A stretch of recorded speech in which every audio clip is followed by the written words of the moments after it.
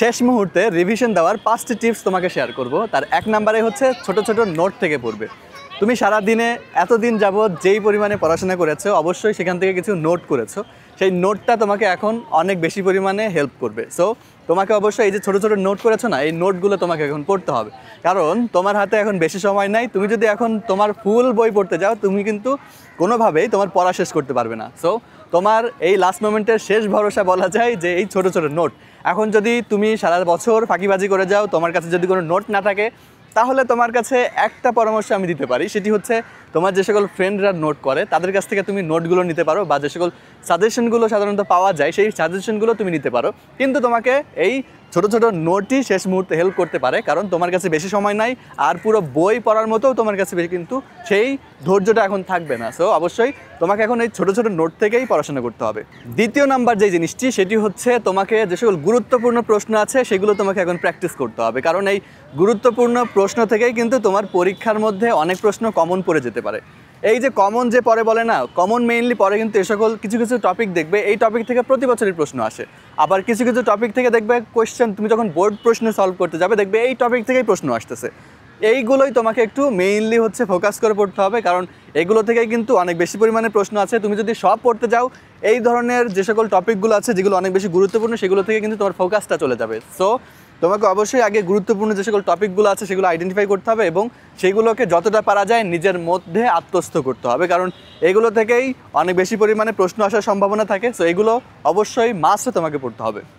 3 নম্বরে যে জিনিসটি সেটি হচ্ছে গ্রুপ স্টাডি। যে জিনিসটা আছে এটা থেকে তোমাকে অনেক বেশি সতর্ক থাকতে হবে, কারণ হচ্ছে অনেকেই আছে এই গ্রুপ স্টাডির নাম করে পড়তে যায়, পড়তে গিয়ে দেখে আর সেই পড়াই হচ্ছে না, অন্যান্য কথাবার্তা শুরু হয়ে যায়। মানে তোমার যে মেইন ফোকাসটা পড়াশোনায় থাকার কথা সেই পড়াশোনা থেকে অন্যদিকে চলে যায়। সো তুমি যদি গ্রুপ স্টাডি করতেই যাও তাহলে তোমাকে অবশ্যই এই জিনিসটা মাথায় রাখতে হবে যে তোমার মেইন যে ফোকাসটা সেটা কিন্তু পড়াশোনায়। তোমার কিন্তু এখানে পড়াশোনা বাদে অন্য কোনো ডিসকাশনে যদি যাও তাহলে কিন্তু তোমার এই গ্রুপ স্টাডির কোনোই দাম থাকবে না। সো অবশ্যই তোমাকে মাথায় রাখতে হবে আমার গ্রুপ স্টাডি যদি করতেই হয় তাহলে আমার পড়াশোনার বাইরে যেন কোনো টপিক আমাদের ডিসকাশনের মধ্যে না আসে।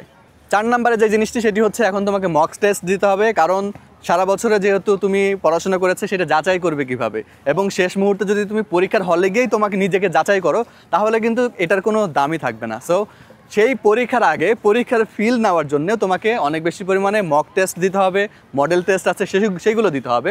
এর মাধ্যমে তুমি নিজেকে যাচাই করতে পারবে এত বছর যাবৎ তুমি কি পড়াশোনা করেছো সেগুলো আসলে কতটুকু এফেক্টিভ ছিল, কোন জায়গায় তোমার ল্যাকিংস আছে সেগুলো তোমাকে আইডেন্টিফাই করতে হবে। আর এই আইডেন্টিফাই করার সবচেয়ে ভালো উপায় হচ্ছে মক টেস্ট দেওয়া, মডেল টেস্ট দেওয়া।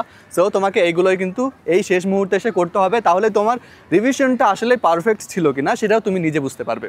আর সর্বশেষে নাম্বার 5 যে জিনিসটা সেটি হচ্ছে তোমাকে এখন তুমি যদি অনেক পরিমাণে টেনশন করো, টেনশনের হাবুডুবু খাও, তাহলে কিন্তু তোমার কোনো লাভ নাই। দিন শেষে তোমাকে একটুখানি ভালোভাবে নিজেকে খেয়াল রাখতে হবে, নিজের খেয়াল রাখতে হবে। সো ঘুম যে জিনিসটা আছে সে ঘুমটা, খাওয়া দাওয়া এগুলো তোমাকে অবশ্যই ঠিক রাখতে হবে। এরপরে তোমার পড়াশোনাটা, কারণ তুমি যদি এইগুলো ঠিক না করে তুমি পড়াশোনা করতে যাও তাহলে দেখবে তুমি অসুস্থ হয়ে যাবে, আর যেই পরীক্ষাটাও অনেক বেশি পরিমাণে খারাপ হবে। সো তোমার ঘুম, পড়াশোনা আবার হচ্ছে খাওয়া দাওয়া সবগুলো ঠিক রেখে রুটিন মাফিক চলো, দেখবে তোমার পড়াশোনাটাও অনেক ভালোভাবে হবে, রিভিশনটা ভালোভাবে, এবং পরীক্ষায় যখন তুমি বসবে তোমার পরীক্ষাটা অনেক ভালোভাবেই তুমি দিতে পারবে।